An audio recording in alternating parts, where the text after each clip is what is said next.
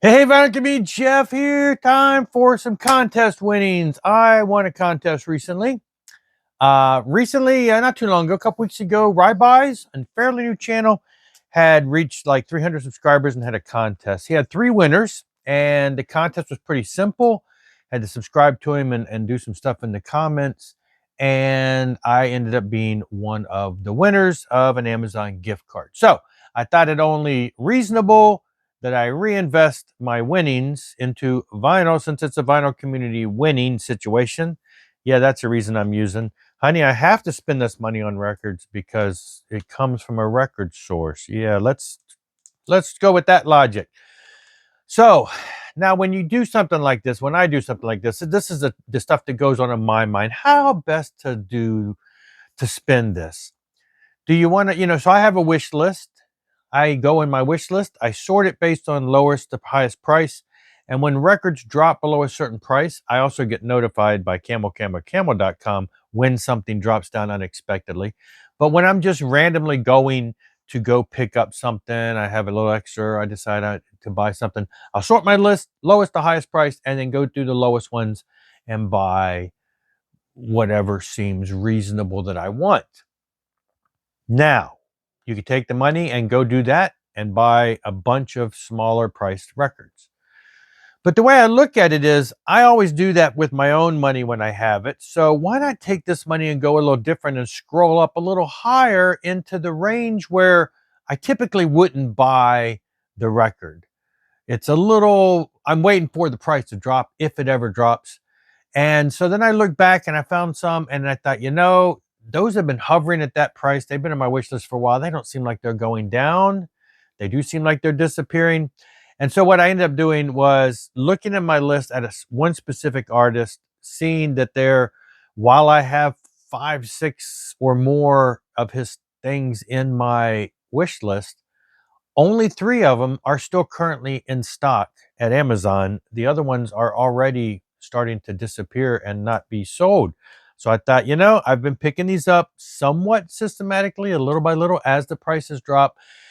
I better grab a couple. So I added a little extra money that I had to it from another credit that I had, and then I paid the difference. But I went ahead and picked up 3 by the same artist because they were the only 3 in my wish list by this artist that were still on Amazon in stock.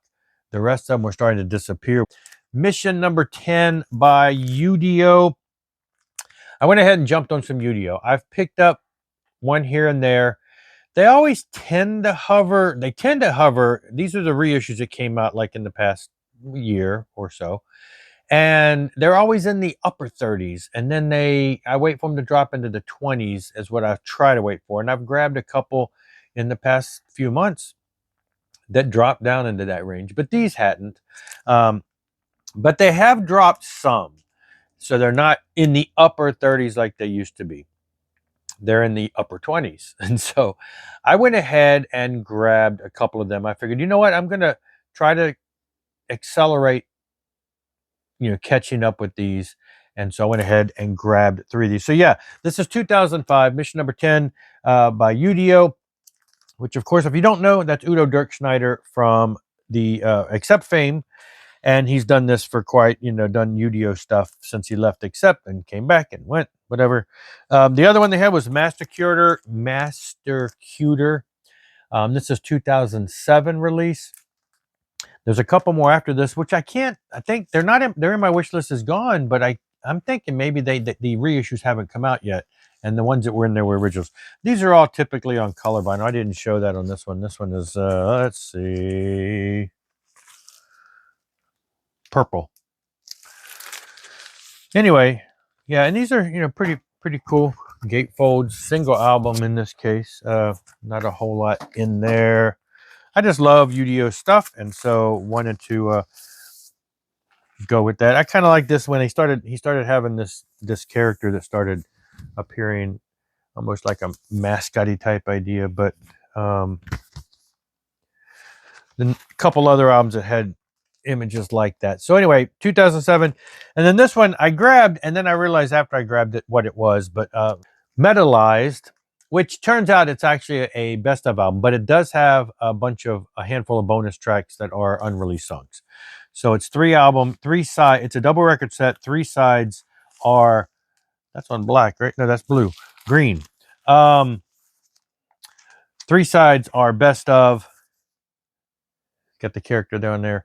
Also 2007, so same year as the other. But anyway, 3 sides are best of, and then the 4th side is a bunch of bonus unreleased tracks and acoustic stuff. So yes. So what I did, I went, like I say, went ahead, I grabbed 3. That kind of catches up, it seems like, with what Amazon offers right now. And either the other ones have been reissued or are out of stock, which means I'm probably missed out. I'll have to find other sources for them. Or maybe the ones that I had in there were, original pressings from later on that are out of stock, and they haven't reissued them yet. I haven't looked deep enough. But I went ahead and cleared out the 3 that were in my wish list currently. And so, yeah, caught up on some U.D.O. So that's it. Thanks a lot, Rybys, for the gift card and the cool contest. You all check it out. I will have a link to his channel below. Go check him out. Like I say, he's fairly new. He's got 300, and I think he's up to 380 something subscribers now. Go check him out. Subscribe. He has a lot of stuff, a lot of cool stuff. And I'll see you later. Rock on and rock hard.